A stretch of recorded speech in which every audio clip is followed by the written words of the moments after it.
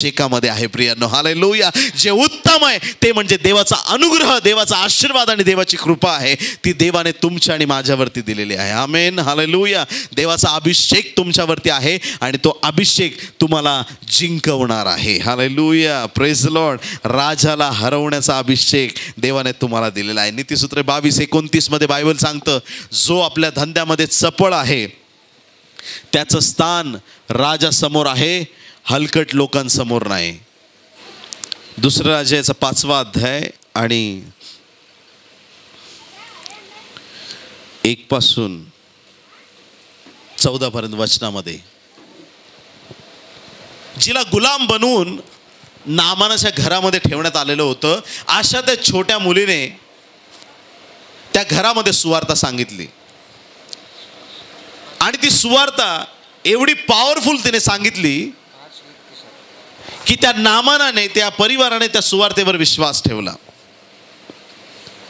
आणि देवाच्या गौरवासाठी हा जो नामान आहे त्याला कळालं की इस्रायलमध्ये मला आरोग्य मिळणार आहे. आणि इस्रायलमध्ये आरोग्य मिळणार हा तर मोठा सेनापती होता नामान. आणि मग तो जाऊन लोकांना का बरं विचारेल? Praise Lord. तर या ठिकाणी हा जो नामान नावाचा व्यक्ती आहे तो इतर कुठल्या व्यक्तीकडे गेला नाही, तर तो डायरेक्ट कोणाकडे गेला? राजासमोर गेला. आणि त्याने राजाला एक पत्र दिलं जे त्याने स्वतःच्या राजाकडून आणलं होतं. आणि तो राजा पुढे जाऊन उभा राहिला आणि त्याने राजाला सांगितलं की हे राजा, माझा कोड बरा कर. नामानाच्या शरीरावरती पूर्ण कोड झालेला होता आणि त्याने राजाला काय सांगितलं? राजा, तू माझा कोड बरा कर. राजाने ज्या वेळेस ऐकलं की हा माणूस मला सांगतोय कोड बरं करायला, राजा डॉक्टर नव्हता, राजा देवाचा सेवक नव्हता, राजाकडे ते सामर्थ्य नव्हतं की त्या नामानाचा कोड त्याने बरा करावा. आणि म्हणून ज्या वेळेस राजाने ऐकलं या व्यक्तीने मला कोड बरा करायला सांगितलेला आहे, त्या राजाने तात्काळ आपले वस्त्र फाडून टाकले. आणि राजा त्या ठिकाणी त्याला म्हणतो, मी काय देव आहे का तुझा कोड बरं करायला? हालेलुया. Praise Lord. याचा अर्थ हा त्याने सांगितला की तुला बरं करणारा देव आहे. मी राजा असलो तरी मी राजांचा राजा नाही. मी जरी या ठिकाणी बसलेलो असलो उच्च स्थानावरती, तरी कोड बरं करण्याचं सामर्थ्य माझ्यामध्ये नाही. आणि त्या ठिकाणी राजाने मोठा आक्रोश केला. आणि मग हा जो सेवक आहे, जो नामान आहे, त्या ठिकाणी त्याला असं वाटलं की आता कोण मला बरं करेल. आणि ही बातमी देवाच्या प्रिय लोकांनो आलिशापर्यंत पोहोचली. त्या ठिकाणी कुणीतरी नामानाला सांगितलं की संदेष्टा आहे. हालेलुया. या भूमीवरती संदेष्टा आहे, आपण त्याच्याकडे जाऊया.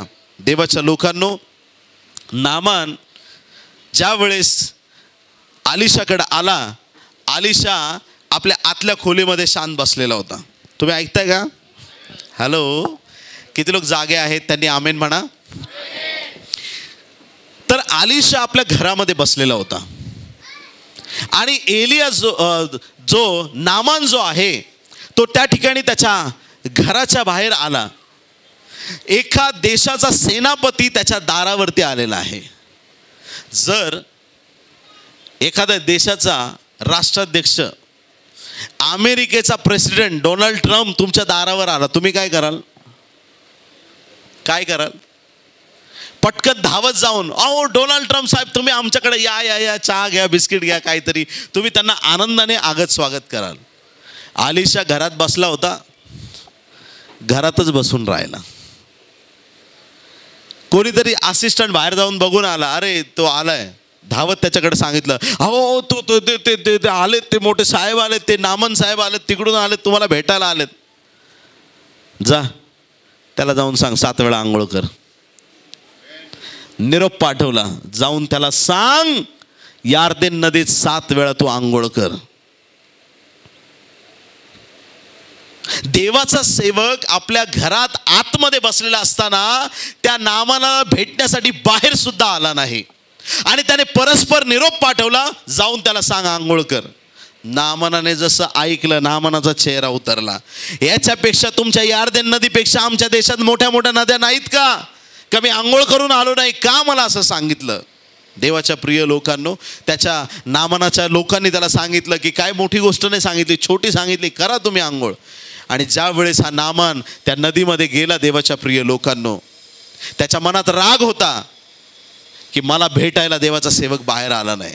त्याने माझी विचारपूस केली नाही, त्याने मला हात पण लावला नाही, त्याने मला बरं होण्यासाठी काहीच केलं नाही.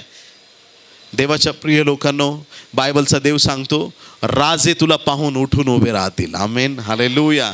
तू राजांना पाहून उठून उभा राहणार नाही, तुला पाहून, देवाच्या सेवकाला पाहून राजे उठून उभे राहतील.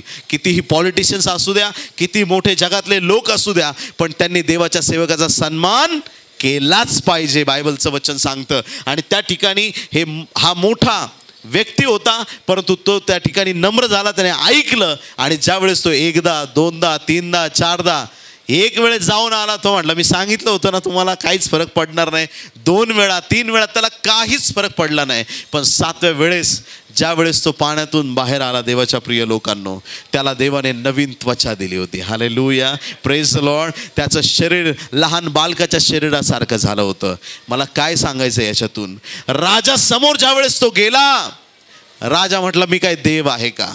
जे काम राजाला जमलं नाही ते काम देवाच्या सेवकाकडून देवाने पूर्ण करून घेतलं. हालेलुया. जे काम राजासाठी कठीण आणि अवघड होतं, ते काम देवाने त्याच्या दासाच्या द्वारे पूर्ण केलं. आलिशाच्या द्वारे ती सेवा देवाने पूर्ण करून घेतली. आणि म्हणून देवाच्या संत गणांनो, जगामध्ये कोणाचा डामडौल वाढला, कोणी जास्त पुढं गेलं, तर आपल्याला भिण्याची गरज नाही. कारण की आपल्यावर तो अभिषेक आहे, जो अभिषेक यशप्राप्ती करून देणार आहे.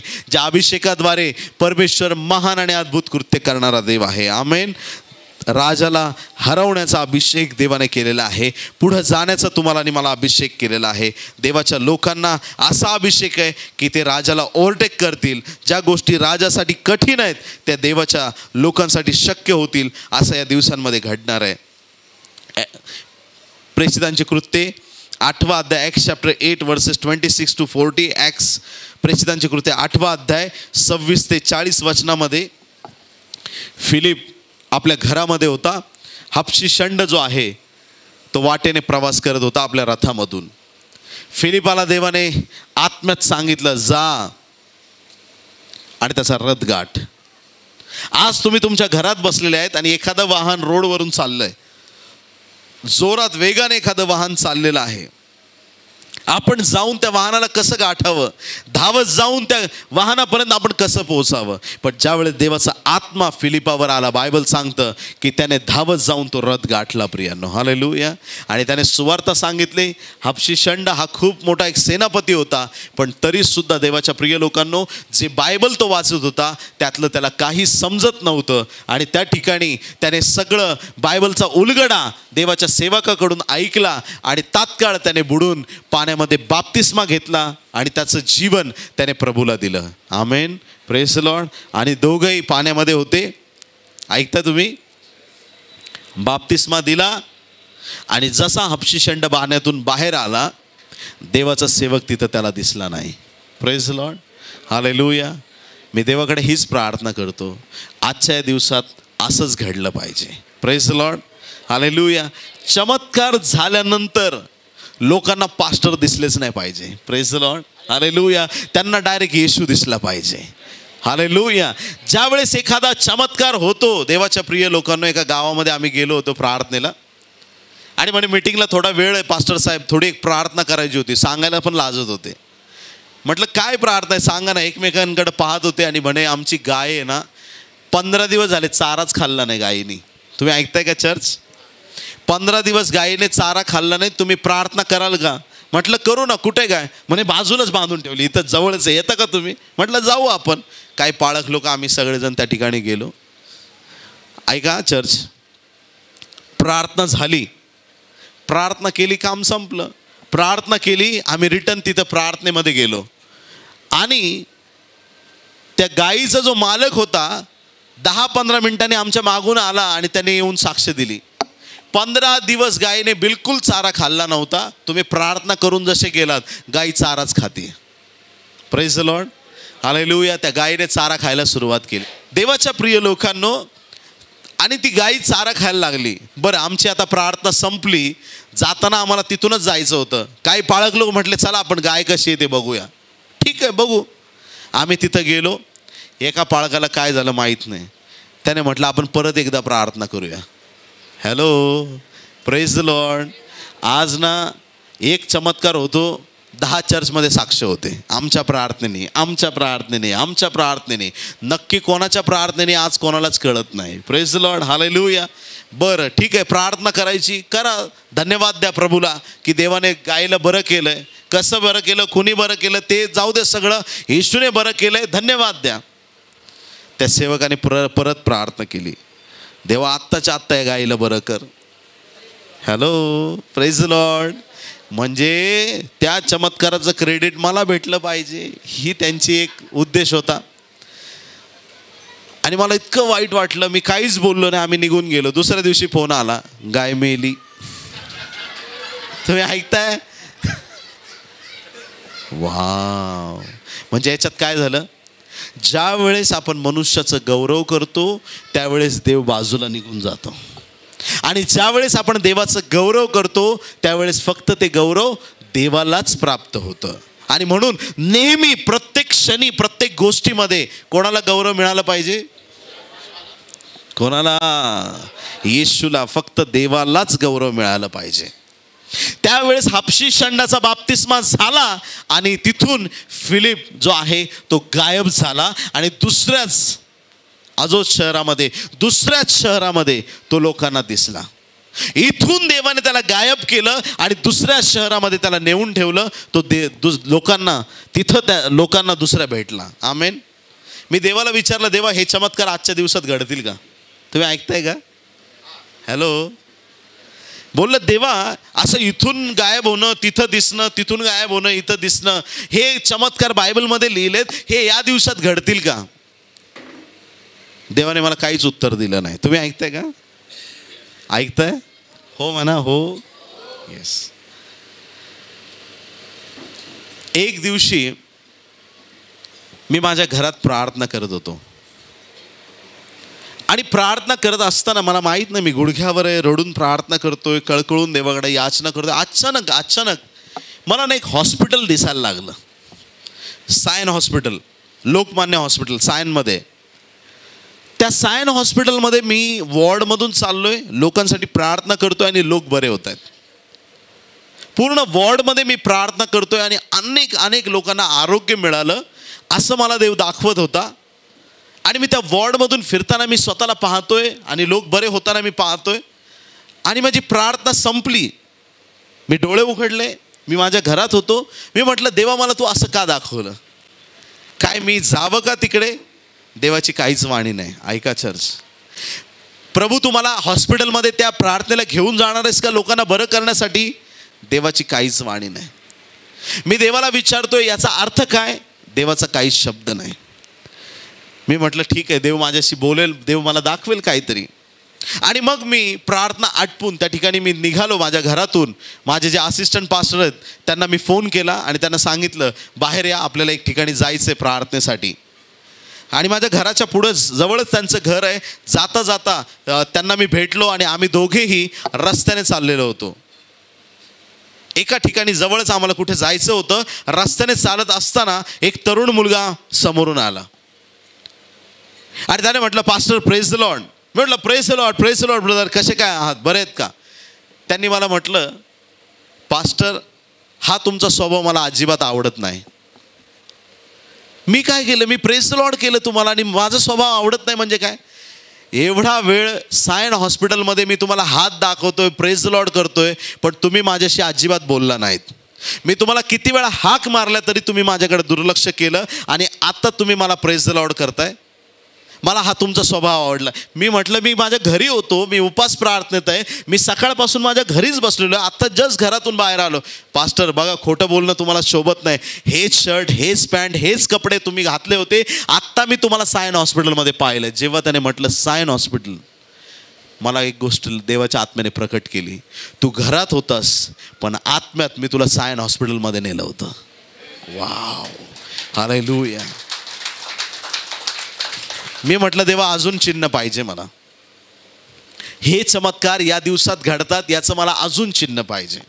देवाच्या प्रिय लोकांनो, एक दिवशी मी असंच प्रार्थना करत होतो संध्याकाळच्या वेळेस 4-5 वाजता. आणि मी पाहिलं की मी बिल्डिंगच्या पायऱ्या चढत 3ऱ्या माळ्यावरती गेलोय. एक घराची बेल वाजवतोय. मला दृष्टांत देतोय देव. मी एका घराची बेल वाजवतोय, त्या घरात माझं स्वागत केलं जातं. मी आज जातो, त्यांना सांगतो मी सगळेजण एकत्र या, आपण प्रार्थना करूया. सगळे पूर्ण परिवारातले लोक एकत्र आले. मी त्यांच्यासाठी प्रार्थना केली, आमेन म्हटलं आणि मी डोळे उघडतो, मी माझ्या घरातच होतो, कारण हा दृष्टांत होता. मी म्हटलं का देव असं दाखवतोय मला समजलं नाही.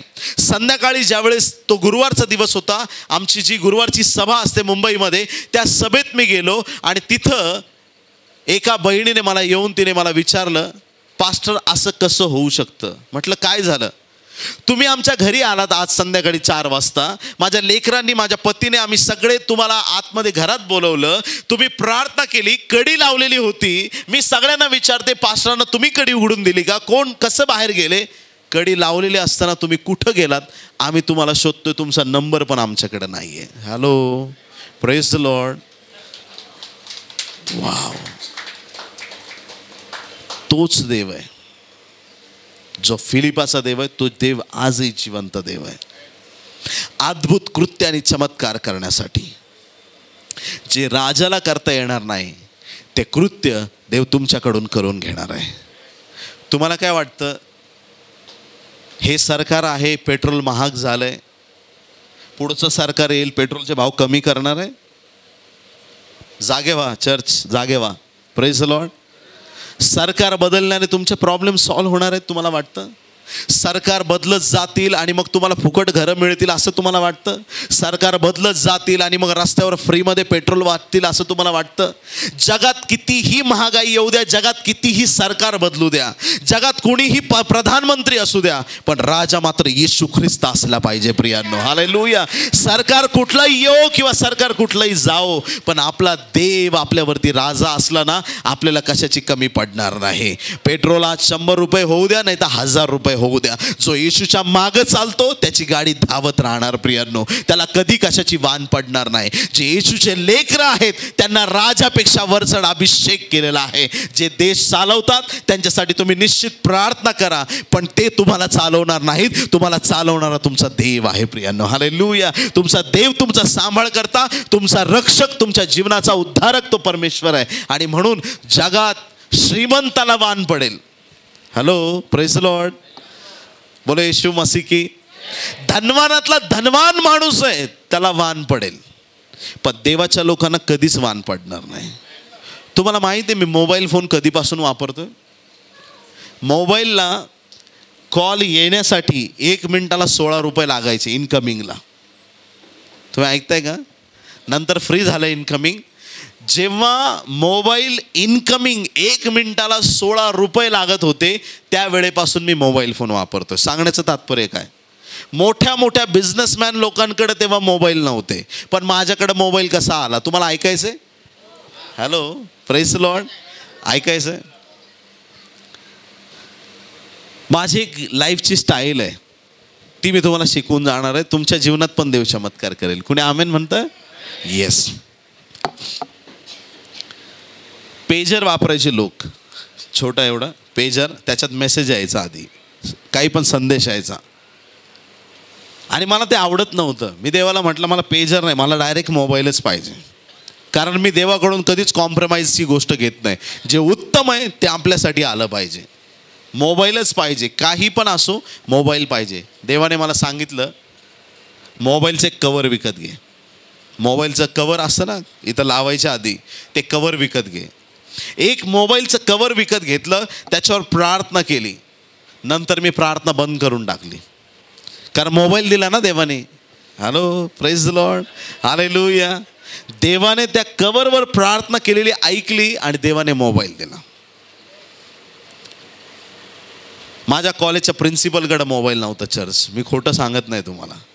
अख्ख्या कॉलेजमध्ये एकाच मुलाकडं मोबाईल होता. मोठे मोठे बिझनेसमॅन लोकांची लेकरं होते, पण मोबाईल कोणाकडे नव्हता. फक्त विकास कांबळेकडे मोबाईल होता. Praise the Lord. कारण की मी मोठ्याच देवाची सेवा करतो, म्हणून माझा देव मला उत्तम गोष्टी देतो. साऊथ आफ्रिकेला गेलो, एक मोठं बोर्ड लावला होता मोबाईल फोनचा, आणि मी त्या नेल्सन मंडेला मॉलमध्ये फिरतोय. अचानक देवाची वाणी आली, हा मोबाईल फोन मी तुला देणार आहे. हा फोन तू देवा मला देणार आहे? वाव. म्हटलं चला प्राईस तर काढूया. काय काय त्याच्यात फंक्शन आहे ते बघूया. दुकानात गेलो तिथं त्यांना विचारलं काय काय काय, त्यांनी सगळी माहिती सांगितली. मी अशी माहिती कधीच ऐकली नव्हती फोनची. बरं आता मूळ मुद्द्यावर आलो. म्हटलं किती किती किती किंमत आहे मोबाईलची. त्यांनी सांगितली मला रँडमध्ये, त्यांच्या तिकडच्या पैशांमध्ये कॅल्क्युलेट केली. किती होती माहिती का? 1,00,000 रुपये. 1,00,000चा मोबाईल तुम्हाला देणार देवा? Hello, praise the lord, hallelujah. 1,00,000 रुपयाचा मोबाईल. आपल्या अकाउंटवर एवढे नाही आहेत. देव म्हटलं माझ्या अकाउंटवरती आहेत. हालेलुया. इंडियात जसा आलो 1 आठवड्यामध्ये कुणीतरी मला गिफ्ट देऊन गेलं 1,00,000 रुपयाचा मोबाईल. प्रियांनो, तुम्ही ऐकताय का? हालेलुया. जे उत्तम असेल ते तुमच्याकडे येईल, कारण की देवाने तुम्हाला अभिषेक केलेला आहे. जे राजासाठी अशक्य आहे ते देवाच्या लोकांसाठी शक्य आहे. जे जगासाठी कठीण आहे ते तुमच्यासाठी सोपं आहे. जगाची परिस्थिती कशी होऊ द्या, तुमची परिस्थिती नेहमी चांगली राहणार आहे. जगामध्ये संकट किती येऊ द्या, तुमच्या उजवीकडं बाजूला कितीही पडू द्या, लक्षावधी पडो नाही तर सहस्रावधी पडो, पण तुम्हाला भिडणार नाही, कारण तुम्हाला अभिषेक करून वेगळं करण्यात आलेलं आहे. तुम्हाला देवाने आशीर्वादित केलेलं आहे उत्तम गोष्टींसाठी. बोलो येशू मसीह की लॉर्ड. आपण प्रार्थना करूया सर्वजण. यशायाचा ग्रंथ अध्याय 53 आणि वचन 5 बायबल आपल्याला सांगतं, खरे पाहिले असता तो आमच्या अपराधांमुळे घायल झाला, आमच्या दुष्कर्मांमुळे ठेचला गेला. आम्हा शांती देणारी अशी शिक्षा त्याच झाली आणि त्याच बसलेल्या फटक्यांनी आम्हास आरोग्य प्राप्त झालं. आरोग्य ही लेकरांची भाकर आहे. आरोग्य हे देवाचं कृपादान आहे. आरोग्य हे देवाची एक महान देणगी आहे. आपला मोबाईल फोन जर बिघडला तर तो आपण रिपेअर करण्यासाठी मोबाईलच्या दुकानात घेऊन जातो. वॉशिंग मशीन बिघडली तर ती वॉशिंग मशीनच्याच दुकानात घेऊन जातो. टी व्ही बिघडला तर तो बनवणाऱ्यांकडे आपण घेऊन जातो यासाठी की तो दुरुस्त व्हावा. इतकं आपल्याला ज्ञान आहे. मग हे शरीर ज्यावेळेस बिघडतं, ज्याने निर्माण केलेलं आहे त्या देवाकडे आपण का जात नाही?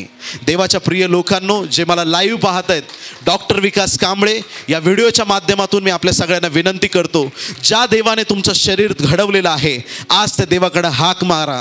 जोही तुमचा आजार असेल आज येशूच्या सामर्थ्याने तो तुमचा आजार निघून गेल्याशिवाय राहणार नाही.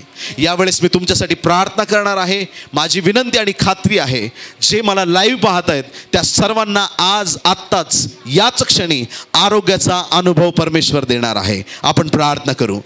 स्वर्गीय पित्या, येशूच्या नावात आम्ही तुझ्या चरणाशी येऊन प्रार्थना आणि याचना करतो. जे माझे भाऊ बहीण लहान थोर प्रभू परमेश्वरा टीव्हीच्या माध्यमातून प्रभू परमेश्वरा पाहत आहेत, त्या सर्वांना प्रभू तुझा स्पर्श कर. आज येशू नासुरीच्या नावात आम्ही प्रार्थना आणि याचना करतो. सर्व प्रकारचे आजार, किडनीचे आजार, हृदयाचे आजार, स्किनचे आजार येशूच्या नावात निघून जाऊ दे. डोकेदुखी, ब्रेनचे आजार विकार येशूच्या नावात निघून जाऊ दे. फुफ्फुसांचे आजार, पोटातले आजार आणि विकार, सांध्यांचे आजार, हाडांमधले आजार, स्किनचे आजार येशू तुझ्या सामर्थ्याने निघून जाऊ दे. डायबिटीज, ब्लड प्रेशर येशू तुझ्या सामर्थ्याने तू दूर कर. जे जे आजार तुझ्या लोकांमध्ये आहेत, ज्या ज्या वेदना आहेत प्रभू, येशू नासुरीच्या नावात ते सगळे आजार याच क्षणी निघून जाऊ दे. कॅन्सरला आम्ही येशूच्या नावात धमकावतो. डायबिटीसला येशूच्या नावात आम्ही धमकावतो. थायरॉइडच्या आजाराला येशूच्या नावात आम्ही धमकावतो. सर्व प्रकारचे आजार त्या क्रूसावर तू घेतलेस.